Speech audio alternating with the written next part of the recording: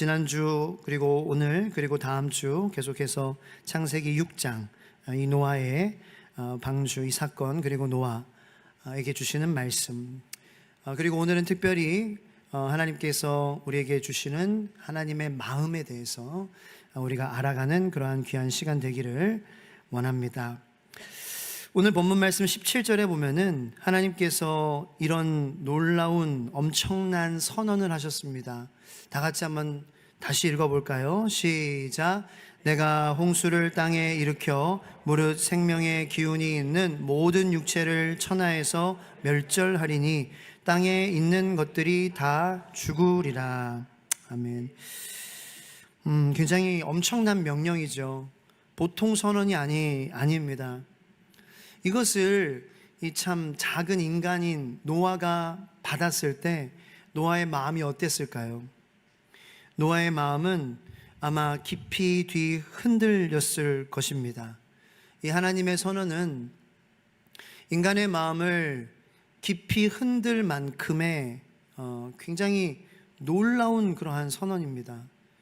엄청난 선언이죠. 다 죽이겠다, 다 죽게 될 것이다, 하나님께서 말씀하시는 거잖아요. 이것을 우리가 어떻게 받아들일 수 있을까요? 어떻게 이해할 수 있을까요? 하나님은 왜 이렇게 말씀하셨을까요? 하나님의 마음은 어떠셨을까요? 오늘 그 마음에 대해서 알아보는 그러한 시간 되기를 원합니다. 창세기 1장에서 보면은 하나님께서 천지 만물을 창조하셨습니다. 모든 피조물들, 모든 그 우주, 모든 자연, 모든 우주계, 은하계, 모든 것들을 다 창조하시고 이 지구라는 또 행성을 창조하시고 이 지구를 사람을 살기 위한 유일한 행성으로 두셨어요. 천지 만물을 다 창조하시고 이 땅 가운데의 첫 인간인 아담과 하와를 창조하시며 하나님은 계속해서 첫째 날, 둘째 날 뭐라고 각 날을 마무리하십니까? 하나님이 보시기에 좋았더라. 그러면서 이 큰 세계에서 점점 작은 것으로 가는 거잖아요, 창조가. 그죠? 그래서 마지막에 이 작은 이 땅 위에 인간, 이 작은 인간, 정말로 이렇게 하나님께서 하나님의 호흡으로 훅 불면은 날아갈 수밖에 없는 그러한 인간. 그래서 큰 것들도 아름답지만 보기 좋지만 점점 세밀하게 세심하게 하나님의 형상을 닮은 인간을 창조하시며 아담과 하와를 창조하시며 하나님은 그래도 작아도 보기에 좋았더라 말씀하시는 거예요. 할렐루야. 하나님의 마음이 하나님께 크게 큰 거 작건 그 사이즈가 중요한 게 아니다라는 거죠. 그렇게 하나님은 우리들을 사랑하시는 거예요. 그런데 하나님께서는 창세기로 보면은 장수로 봤을 때 5장 만에, 그러니까 1장에 창조하시고 6장에서 하나님은 창조하신 것을 역창조하시는 거죠. 어떻게 보면 파괴하시는 거잖아요. 그게 불과 5장밖에 걸리지 않았다. 땅 위의 모든 것들을 파괴하시는데 왜요? 인류가 망가져가고 있었기 때문입니다. 하나님을 모르고 죽는 사람들이 너무나도 많았기 때문이에요. 하나님을 모르고 죽어서 어디에 가겠습니까? 지옥에 가죠. 하나님을 모르고 죽으면.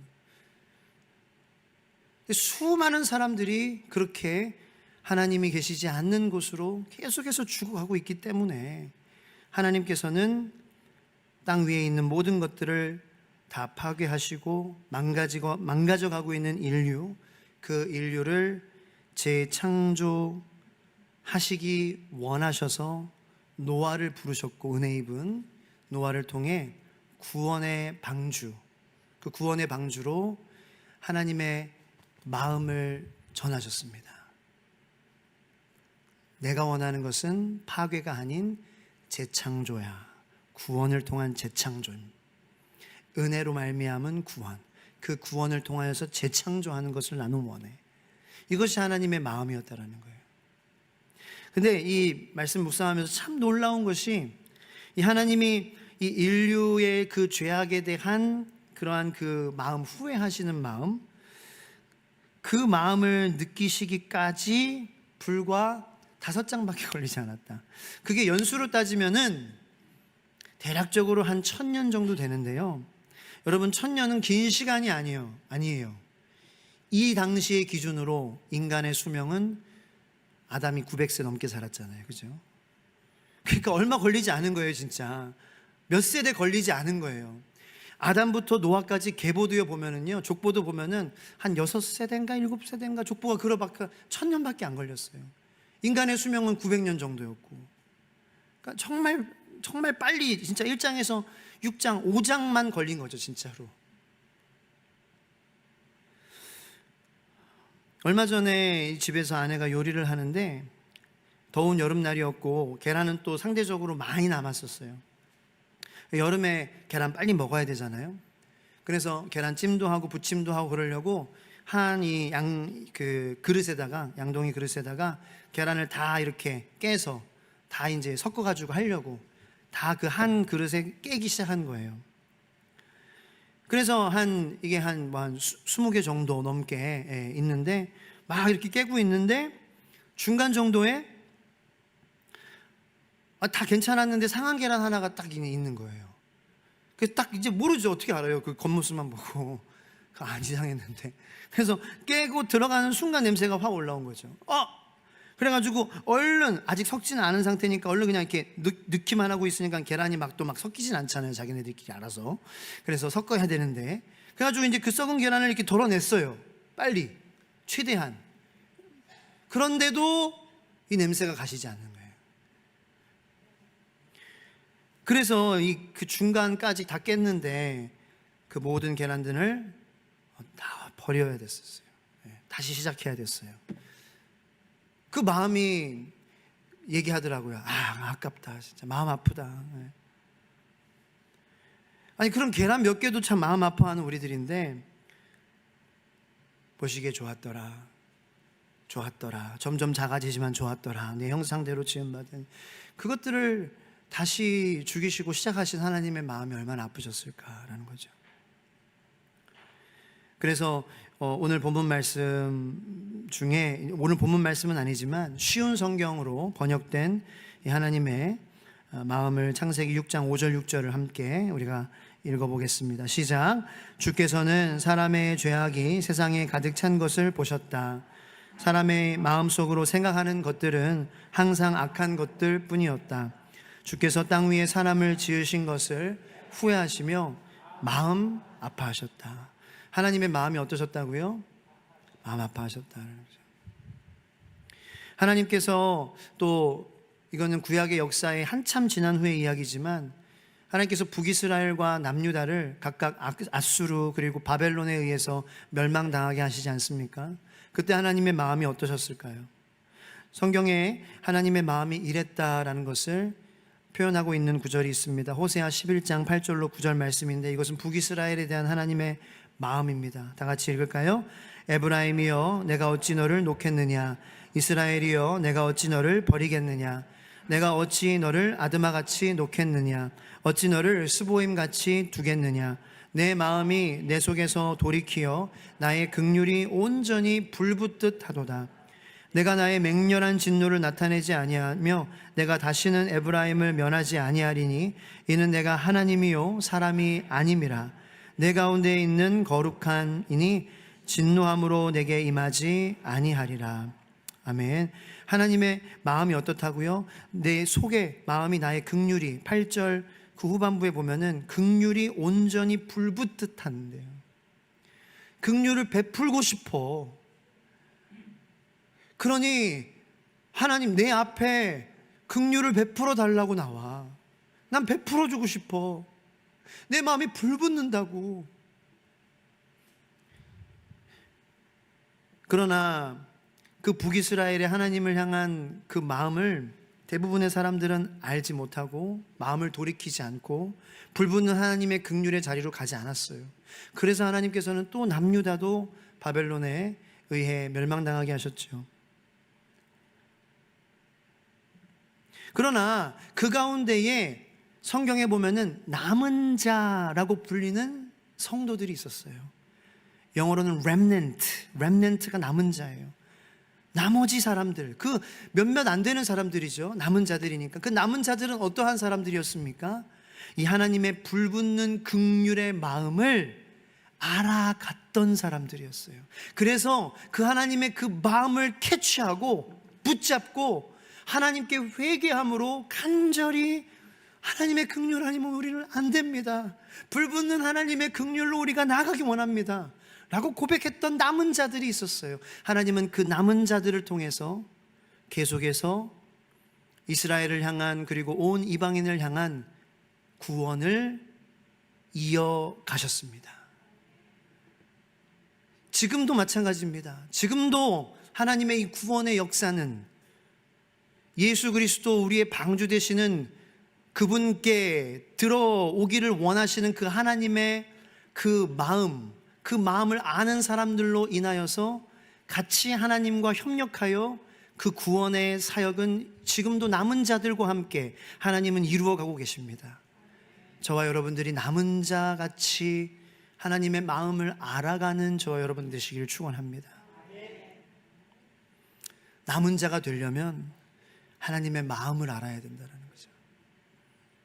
그게 오늘 설교의 주제, 하나님의 마음을 알아야 남은 자가 된다. 남는다라는 건 내가 세상에 남는 것이 아니라 내가 더욱더 예수 안에 남기를 원하는 사람이 된다, 이렇게 풀이를 할 수도 있겠습니다. 근데 대부분의 사람들은 그 하나님의 마음을 알려고 하지 않았어요. 내 마음이 중요하지, 내 생각이 중요하지, 내 느끼는 것이 중요하지, 하나님이 느끼시는 것에 대해서 관심을 두지 않았어요. 그러나 하나님께서 하나님의 마음을 알아다오 하다라는 것은 하나님이 이기적으로, 하나님이 왕이시니까, 하나님이시니까 너는 내 마음만 알아야 돼, 이게 아니라 하나님의 마음은 우리를 향하고 있기 때문이에요. 하나님의 마음은 우리를 구원하시기 원하시는 마음이라는 거예요. 하나님의 마음은 우리를 하나님 보호해주고 싶은 마음이라는 거예요. 그러니 하나님의 마음을 알아가는 것은, 이것은 구원이 무엇인지 아는, 하나님이 구원자시니까 그 나를 향하여서 가지고 계신 그 마음을 향하여서 내가 나아가는 게 맞는 거구나, 당연한 거구나. 하나님이 자기에만 집중해 달라고, 내가 왕이니까 나만 내 마음이 중요하다, 이게 아니라 내 마음은 너희를 향하고 있으니까 내 마음을 알아다오. 이게 하나님의 마음이구나. 근데 이거가 어려운 거예요. 이거를 굉장히 많이 놓치고 살고 굉장히 늦게 깨닫게 되는 거예요. 이거를 깨닫는데 수십 년이 걸릴 수도 있는 거예요. 하지만 지금부터라도 이 부분에 대해서 다 깨닫지 못하죠. 우리가 어떻게 하나님의 마음을 다 알겠습니까? 그러나 우리가 분명히 타협하지 말아야 될 것은 하나님의 그 마음을 알아가는 내가 되고, 가정이 되고, 배우자가 되고, 자녀들이 되게 하여 주시옵소서라고 하나님께 간절히 기도함으로 말씀을 붙잡고 나아가야 될 줄로 믿습니다. 왜냐하면 하나님의 마음과 우리의 마음이 닿지 못하면 구원이 이루어질 수 없으니까요. 그래서 그 부분에 대해서 우리가 경각심을 갖고 깨어나고 다시 한번 알람벨이 울려서 하나님의 마음을 알아가는 것이 신앙생활이구나. 했다 안 했다가 아니에요. 예배 드렸다 안 드렸다, 내가 추석 전에 예배 나왔으니 난 역시 대단한 사람이야, 감사합니다, 나와주셔서 고맙죠. 이렇게 또 방문하신 분들도 계시고, 또 저희 교회에서 예배 드려주시는 감사한 일이지만 이것에 만족하지 말자는 거예요. 모든 예배는 하나님의 마음을, 내가 하나님의 마음, 내 마음이 닿는 그러한 예배 되게 하여 주시옵소서. 그래서 구원이 이루어지고 하나님 평강이 이루어지고, 남유다를 향한 하나님의 마음도 동일했어요. 아프셨어요. 에레미야에서 나타나는데, 에레미야 말씀 한번 읽어보겠습니다. 31장 20절 시작. 에브라임은 나의 사랑하는 아들, 기뻐하는 자식이 아니냐. 내가 그를 책망하여 말할 때마다 깊이 생각하노라. 그러므로 그를 위하여 내 창자가 들끓으니 내가 반드시 그를 불쌍히 여기리라. 여호와의 말씀. 하나님, 우리를 향한 마음이 창자가 들끓으신다는 거예요. 속이 막 끓어오른다는 거예요. 하나님이 우리를 그렇게 사랑하신다는 거예요. 눈물이 안 날 수 없어요. 창자가 들끓는다는 게 목사님 열받으셨다는 거 아닌가요? 속이 막 이렇게 막 내장이 뒤집힌다는, 그게 아니에요. 근데 쉬운 성경으로는 이렇게 번역이 되어 있어요. 다 같이 읽어볼까요? 시작. 그렇다. 에브라임은 나의 사랑하는 아들이 아니냐, 내가 기뻐하는 자식이 아니냐. 내가 자주 그를 책망하고 징계하지만 그에 대한 생각을 떨쳐버릴 수 없다. 그를 향하고 그를 측은히, 그를 보살펴 줄 것이다. 이는 나 주의 말이다. 여기서 창자 없어졌잖아요. 창자가 들끓는다라는 표현이 원어적으로 어떤 의미냐면은 내 마음이 언제나 그를 향하고 그를 측은히 여긴다라는 거예요. 열받아가지고 속이 뒤집어 우라통이 터지는 게 아니라 긍휼을 베풀고 싶어. 창자가 들끓어. 그게 창자예요. 하나님의 창자는 자비의 자리예요. 할렐루야. 하나님의 창자예요. 그 자리에서 내가 자비를 베풀어 주고 싶어. 그럼 나와라. 하나님만이, 하나님의 긍휼과 은혜만이, 하나님의 자비만이 나를 회복할 수 있습니다. 그렇게 고백하며 나와라. 그래서 자비를 만나라. 내 들끓는 자비를 내가 부어주기 원한다. 그런 의미입니다. 신약에서 예수님이 이 땅에 오시고 나서 오신 것으로 만족하셨을까요? 내가 왔으니 됐지. 내가 왔으니 내가 이렇게 가르쳐 줬으니 똑바로 안 믿니? 안 믿으면 어쩔 수 없고. 예수님은 그러지 않으셨어요.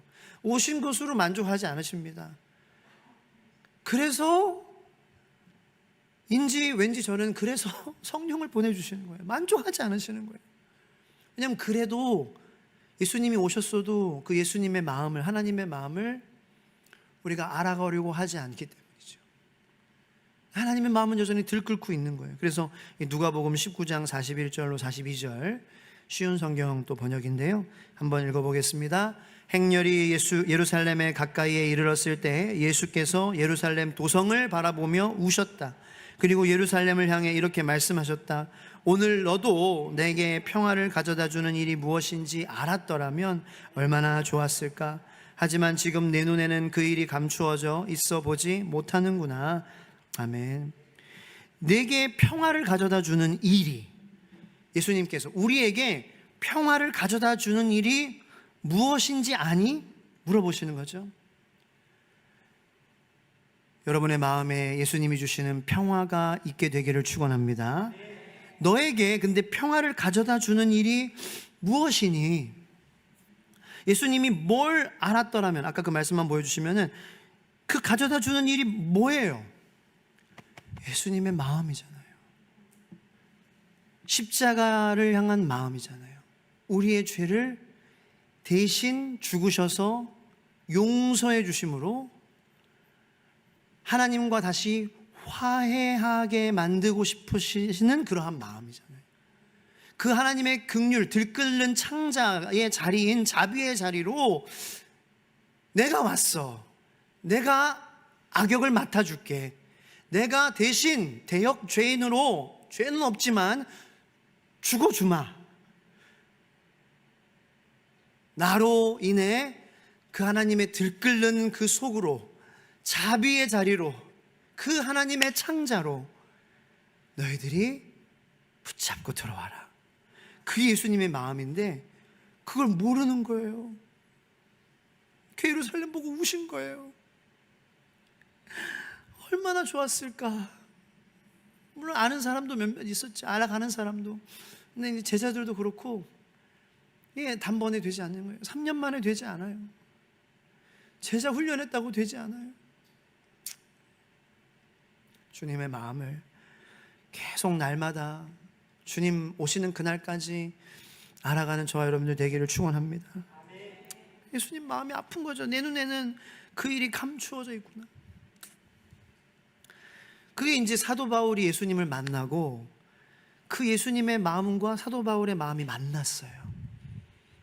그 사도 바울은 이제 구원받은 성도, 사도의 직분이지만 성도로서 그 예수님의 마음과 그의 마음이 맞닿아서 어떠한 마음으로 살아갔어요? 예수님의 마음같이 살아갔어요. 그도 인간이고 연약하고 부족하여서 날마다 내가 죽노라, 십자가에 죽노라. 죽지 않으면 자꾸 올라오는 거예요, 마음의 죄가. 미워하고 판단하고 정죄하고 이런 뭐 세상의 유혹, 세상이 그러한 멋으로 살아가고 먹고 사는 그러한 문제에 매이고 싶고 그것이 전부인 줄 아는 그러한 마음도 사도 바울이 있는 거예요. 그래서 매일 죽은 거예요. 그래서 예수님과 함께 죽음의 그 십자가에 나도 동참하는 거, 그게 세례지, 그게 신앙이지. 그래서 주님과 함께 부활하는 거, 주님께서 내 마음을 붙잡아 주시고 나를 이끌어 가시는 거, 그래서 주님의 마음과 내 마음이 계속 매일매일 맞닿아서 사는 거. 그래서 사도 바울은 로마 교회 성도들에게 편지를 보내며 이런 예수님의 마음을 전달합니다. 로마서 9장 2절로 3절 말씀, 쉬운 성경입니다. 다 같이 시작. 나는 지금 마음 깊은 곳에서 큰 슬픔을 느끼고 있고 밤낮으로 그치지 않는 고통이 있습니다. 내 형제요 내 동족인 여러분을 위해서라면 비록 내가 그리스도로부터 끊어지는 저주를 받는다 할지라도 나는 차라리 그 편을 택할 것입니다. 근데 여러분 이 말씀 잠깐 비춰주시고, 목사님 그러면 하나님과 마음이, 내 마음이 항상 맞닿고 있으면 지금 이 사도 바울처럼 맨날 마음 깊은 곳에서 큰 슬픔을 느끼는 거잖아요. 슬퍼하기 싫어요. 하나님 우리 즐거워하기 원하시잖아요. 구원받은 백성으로서 그렇게 하나님께서 담대하게 이 세상에서 살아가길 원하시잖아요. 거룩해지기 원하시잖아요. 은혜로 충만해지기 원하시잖아요. 맞아요. 그래서 맞닿아야 된다는 거예요. 여러분, 이 슬픔은 어떠한 슬픔이에요? 인간적인 슬픔이 아니에요. 예수님이 주시는 마음이고 예수님의 우리를 향한 마음이에요. 그래서 그 슬픔으로 하나님 앞에 내가 나아가며 하나님이 이 영혼들을 이렇게 사랑하시는구나, 나를 이렇게 사랑하시는구나, 그래서 담대하게 복음을 전할 수 있는 용기가 되는 마음이고 슬픔이에요. 매일매일 하나님께 나아가기만 하면 내 영혼을 붙잡아 주시고 계시니 내가 감옥이든지 뭐 어디든지 배가 뒤집히든지 뭐 곤장을 뭐 20대 맞든지 나는 환경에 상관없이 하나님이 주시는 기쁨을 누리며 살아가는, 하나님이 붙잡아 주시는, 이끌어 주시는 그러한 사람이 될 것이다 라는 슬픔이에요. 여러분, 우리가 팔복을 한다면 마태복음 5장에 예수님이 우리에게 부어주시는 이 십자가의 복이 뭔지를 안다면 이 슬픔을 인간적인 슬픔으로 해석하면 절대 안 되죠. 애통하는 자는 복이 있나니 천국이 저희의 것이 될 것이다 말씀하셨어요. 그게 첫 번째 복이에요. 애통하는 거, 슬퍼하는 거예요. 그래서 하나님의 들끓는, 즉 창자의 자리로 나아가 하나님의 자비를 맛보는 삶을 이야기하는 거예요. 슬퍼하는 거. 예수님이 주시는 슬픔은 물이 포도주가 바뀌는 것처럼, 죽음이 부활로 바뀌는 것처럼 예수님이 주시는 슬픔, 하나님과 우리의 마음이 맞닿을 때 느끼는 슬픔은 감사로, 은혜로 말미암은 감사로, 자비로 말미암은 그러한 환희로 바뀌게 된다는 것이죠. 인간적으로 슬퍼한다는 게 아니에요. 그건 우리가 아직 말씀을 잘 몰라서 하는 소리죠. 밤낮으로, 아까 다시 로마서 9장 2절, 밤낮으로 그치지 않는 고통. 난 고통 싫은데. 아니, 그 고통이 아니에요. 이 주님의 우리를 바라보시는 고통을 얘기하는 거죠. 내가 너를 너무 사랑한다. 내 창자가 들끓는다. 이 고통을 아는 사람은 세상에서 뭐가 부족하겠습니까? 뭐가 부럽겠습니까? 어떤 보이는 것을, 육적인 것을, 세상의 것들을 원했지만 덜 원하는 사람이 되지 않겠습니까? 이게 하나님이 우리에게 주시는 고통이죠. 고통. 부정적으로 생각하는 슬픔과 고통이 아닌 차원이 다른 슬픔을 기쁨으로, 고통을 치유의 자리로 인도하시는 하나님을 더 사모하는 주님의 마음을 알아가는 저와 여러분들이 되기를 원해요.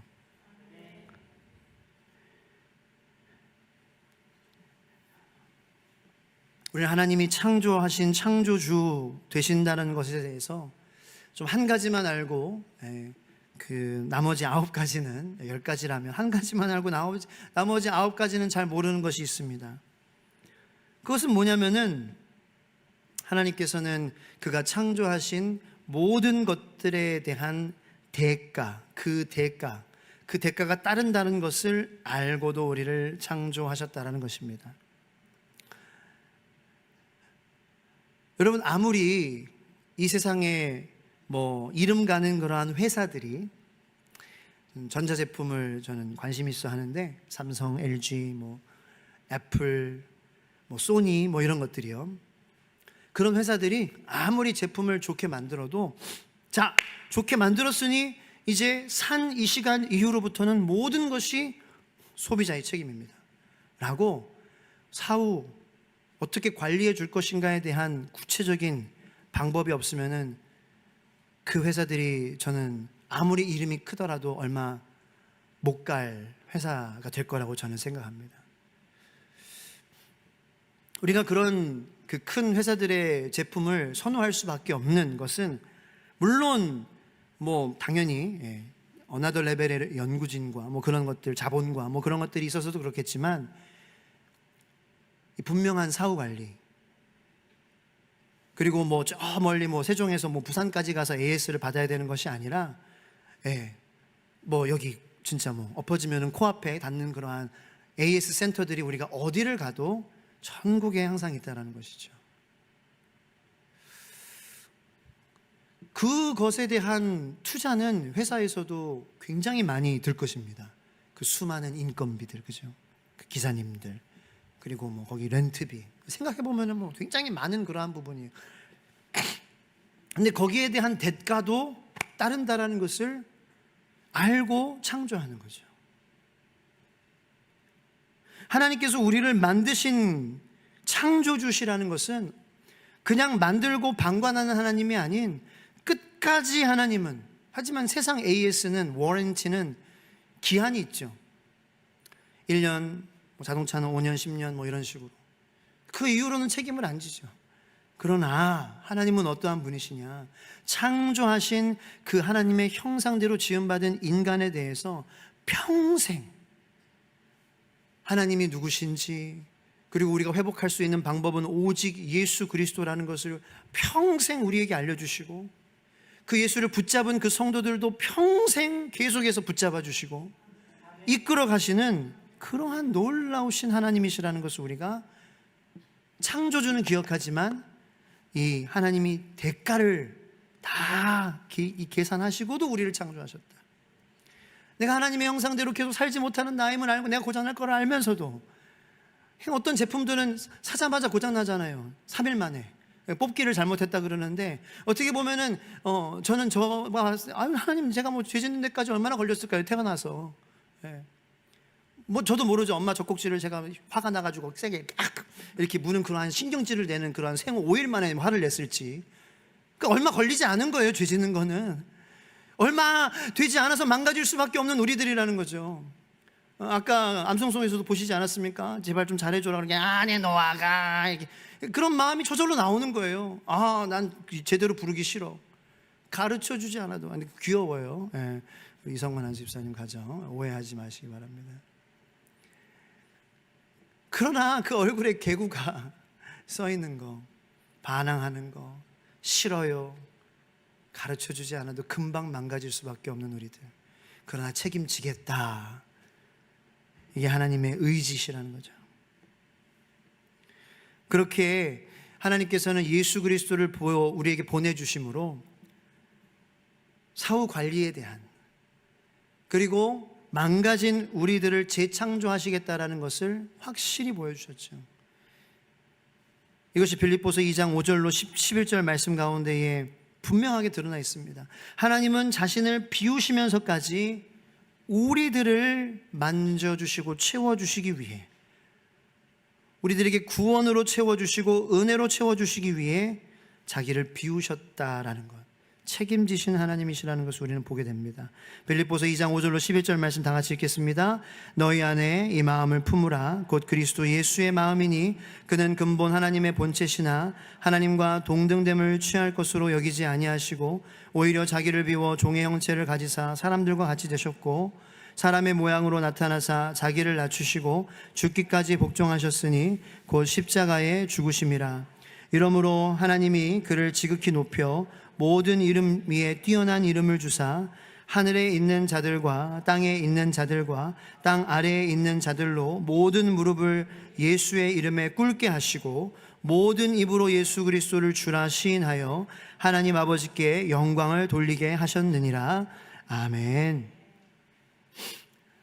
하나님께서 창조하시고 그냥 그래 내가 구원의 방법을 줬으니 너희들이 믿든지 말든지 마음대로 해라 라는 그러한 하나님이시라면은 도저히 있을 수 없는 그러한 일이 예수 그리스도를 우리에게 보내주심으로 그 종으로 종의 형체를 가지시게 하셔서 자기를 비우게 하셔서 우리를 하나님의 마음을 알아가고 하나님의 마음과 맞닿은 그러한 성도들이 될 수 있도록 자기를 내어주셨다는 것을 우리는 예수님을 통하여서 알게 된다는 것입니다.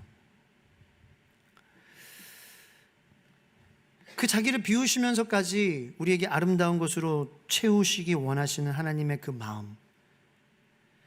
그러나 인간은 그 하나님의 마음을 알아가기보다 쉬운 길, 어려운 길이잖아요. 하나님의 마음을, 그 우리를 향하신 아파하시는 마음을, 그 좁은 길, 그것을 택하기보다 편한 길, 그냥 내 마음에 충실하고 내 기분, 내 생각에 충실하자라는 그러한 길을 대부분의 사람이 선택을 합니다.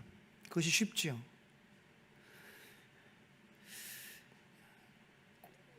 내가 구원받아 세례를 받는다. 다음 주에 세례식이 있는데 제가 첫 주에 말씀드렸습니다. 성도님 두 분, 세례는 내가 내 뜻을 점점 내려놓는 것을 의미해요. 불편해지는 거예요. 여전히 내가 살아있고 내 뜻이 있고 내 생각이 있고 내가 했던 방식이 있는데 불편하지만 그것을 주님 내가 내려놓고 주님께 이끌리는, 어떻게 보면 더 번거롭고 더 복잡한 거예요. 왜냐하면 예수님이 주시는 그러한 마음을 고민하면서 살아야 되는 거잖아요. 그래도 받기 원하세요? 강제 아닙니다. 그래도 받기 원하세요? 예수님에게 묶이는 거예요. 내 뜻을 점점 내려놓는 거예요. 지금 내려놓지 못하더라도 그러한 방향으로 마음 기도하자는 거예요. 간절히 그러한 마음으로 주님을 따라가겠다라는 거예요. 그래도 따라가실 거예요? 그래도 예수님 제자 되실 거예요? 전 그러면 제가 성부와 성자와 성령의 이름으로 드리고요. 안 그러면 못 드려요. 드릴 수 없어요. 세례가 구원을 주는 게 아니니까요. 이렇게 말씀드렸어요. 여러분, 그게 우리가 받은 세례고 우리 안에 있는 신앙 고백 아니겠습니까? 5분만 그러십니까? 여기서도 아멘 안 하면은 굉장히 어떻게 되죠? 모두가 그렇기를 예수님의 이름으로 축원합니다.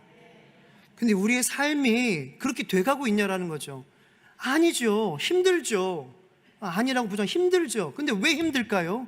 하나님의 마음과 우리의 마음이 맞닿지 않기 때문에, 동상이몽을 계속 꾸고 있기 때문에. 하나님의 마음은 A인데 그 A와 맞닿아져서 B인 나의 마음이 A화 되어가는 것이 구원이고 신앙생활인데, 하나님의 마음을 알아가는 데에서는 관심이 없다라는 거예요. 아까 말씀드린 것처럼 내가 예배 드렸지, 출석했지, 종교생활 하고 있지, 그러니 그냥 어렴풋이 천국에 가겠지. 그런 어렴풋한 것을 주시기 위해서 예수님께서 오신 게 아니잖아요. 하나님의 마음이잖아요. 비우시기 원하시는 마음이잖아요. 그래서 우리에게 채워주시고자 하시는 마음이잖아요.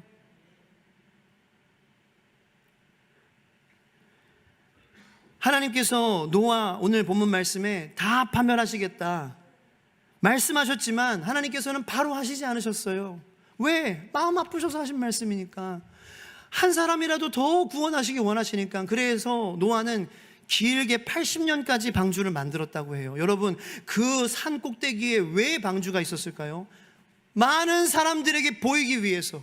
근데 노아를 제외한 그 수많은 모든 사람들은 그 하나님의 마음을 몰랐기 때문에, 그들이 악해서가 아니고 우리는 선해서가 아니라 하나님의 마음을 모르면 하지 못하는 거예요. 방주를 지은 거를 도와줄 생각도 안 하지 않는 거예요.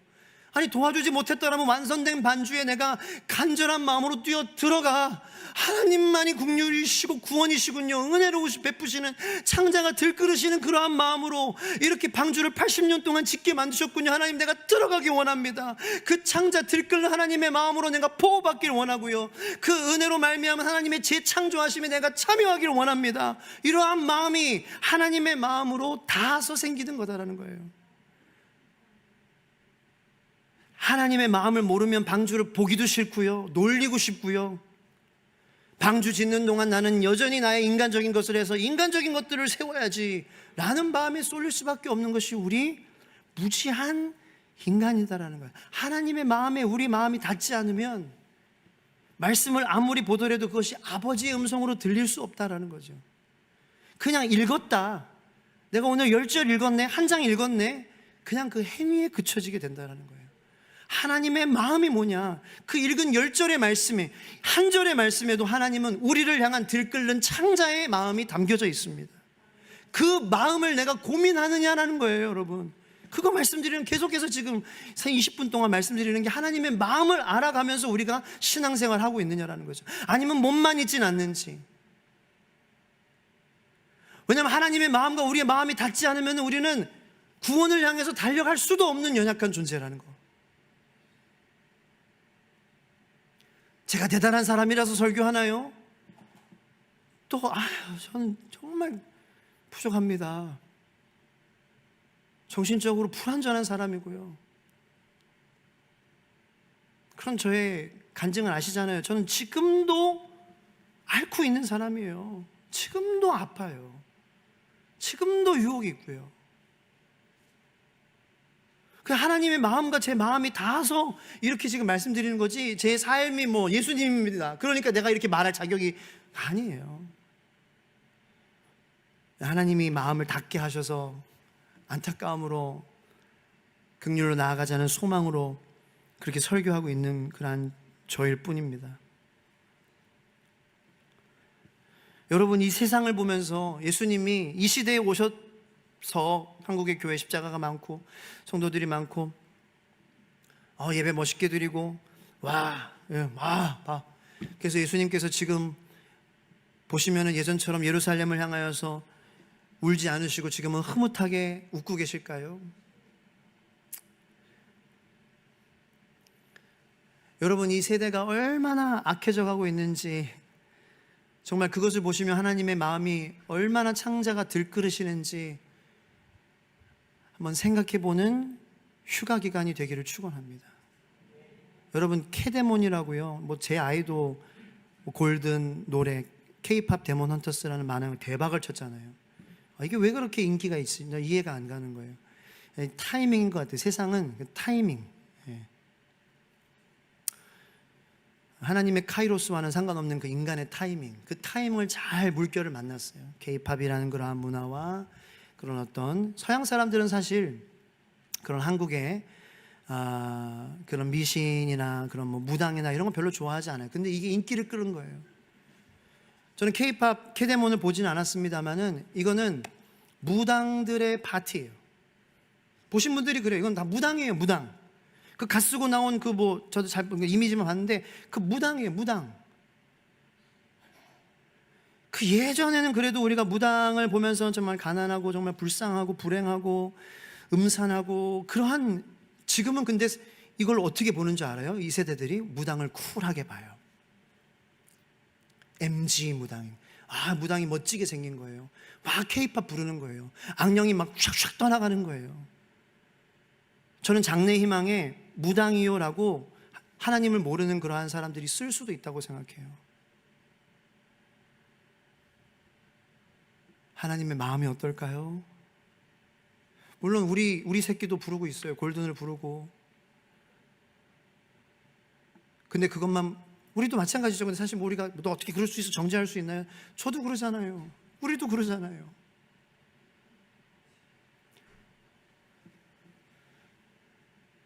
예수님이 그러한 이 세대를 보고 지옥 무서워하지 않아요. 요즘 사람들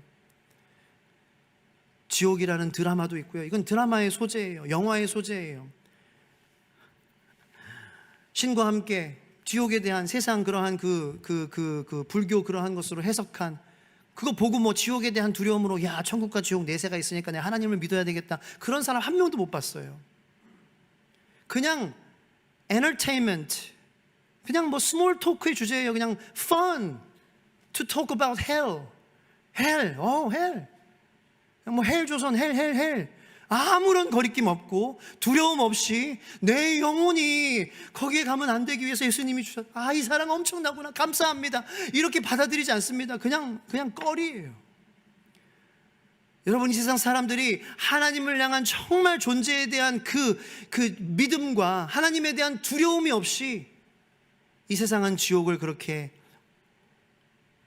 토크 주제로, 영화 주제로, 드라마 주제로, 문화의 주제로 만들어서 사람들의 마음 가운데 무디게 할 수밖에, 무디게 만드는 그러한 세상이라는 거죠. 아마도 제 개인적인 추측이지만 예수님이 더 통곡하시지 않을까, 지금 이 시대를 보고 너무나도 마음 아파하시지 않을까. 근데 우리 마음은요,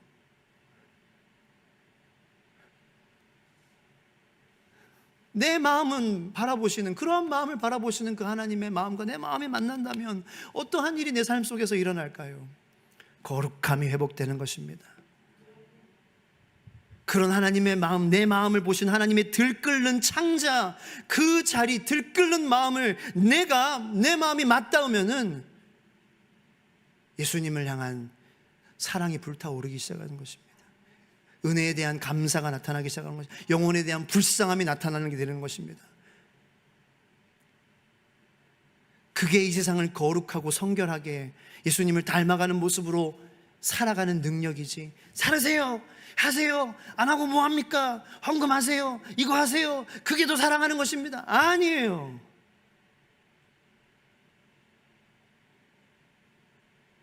마음과 마음 닿지 않으면 필요 없다고 말씀하시는 거예요. 그런 중심의 예배 아니면 받지 않겠다고 말씀하시는 거예요. 말씀에 있는데.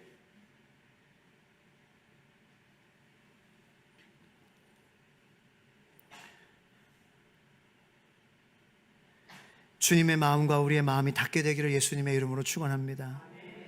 그것이 나를 위해 살던 삶에서 주어가 바뀌게 되는, 구원을 향하는 복된 삶이 되는 유일한 비결임을 믿으시기를 축원합니다. 하나님이 이렇게 아직까지 예수 그리스도께서 재림하시는 것이 더디게 느껴지는 거예요. 여러분, 하나님의 더딤은 무능이 아닙니다. 구원의 방주를 80년 동안 열어놓으시고 기다리셨던 것처럼 하나님의 애통한 기다림입니다. 들끓는 창자입니다. 그래서 그 마음이 우리의 마음과 만나 어떤 일이 벌어질지 저는 기대됩니다. 그런 마음 만나면, 주님의 마음과 성도님의 마음이 만나면 어떠한 일이 벌어질까 기대가 됩니다. 심판보다 회개를 주고 싶은 하나님의 그 마음을 만나시는 저와 여러분들 되기를 축원합니다. 그래서 마지막으로 베드로 후서, 베드로가 이걸 깨닫고 눈물로 쓴 편지예요. 한번 읽어보겠습니다. 쉬운 성경 버전입니다. 시작. 그러므로 어떤 사람들이 쉽게 생각하는 것처럼 주께서는 재림의 약속을 더디 지키시는 것이 절대로 아닙니다. 도리어 주께서는 아무도 멸망에 이르지 않고 다 회개에 이르기를 바라시면서 여러분 모두를 위해 오래도록 참고 또 참고 계시는 것입니다. 그러나 마침내 때가 되면 주의 재림의 날이 도둑같이 갑자기 닥칠 것입니다. 그 날이 되면 하늘은 요란한 소리를 내면서 일시에 사라지고 세상의 물질은 불에 다 녹아버리고 땅과 땅 위에 있는 모든 것들은 불타 없어지고 말 것입니다. 이렇게 그날에는 온 세상의 모든 것들이 불에 타서 다 녹아버릴 것인데 여러분은 과연 어떤 사람들이 되어야 마땅하겠습니까? 거룩한 행실과 경건한 생활로 주님의 날이 속히 오기를 간절히 바라고 기다려야 하지 않겠습니까? 정녕 그날에는 하늘이 불에 활활 다 없어지고 세상의 모든 물질들도 그 열기로 다 녹아버리고 말 것입니다. 그러나 믿는 우리는 주님께서 약속하신 바대로 온통 의로움으로 충만한 새 하늘과 새 땅을 기다리고 있습니다. 사랑하는 형제들이여, 여러분 모두는 그런 재림의 날을 간절히 기다리고 있으니 하나님 앞에서 한 점 흠없는 거룩한 생활을 영위해 나감으로써 아무쪼록 평강 가운데서 주를 맞이할 수 있도록 힘쓰십시오. 힘쓰십시오. 우리가 힘쓰기를 원합니다. 힘쓰기를 원합니다. 우리 주님의 마음, 내 마음을 향한 주님의 마음과 내가 지금 완전히 잘 모르겠어요. 그런 분들 계실 거예요. 근데 기도하면서 그 방향으로 나아가야죠. 그래야 하나님이 주시는 구원의 평강이 임한다는 거 아니에요. 주님의 마음과 내 마음이 점점 가까워져서 계속해서 맞닿아 있기를 원하며 이 시간 기도하는 마음으로 찬양하겠습니다.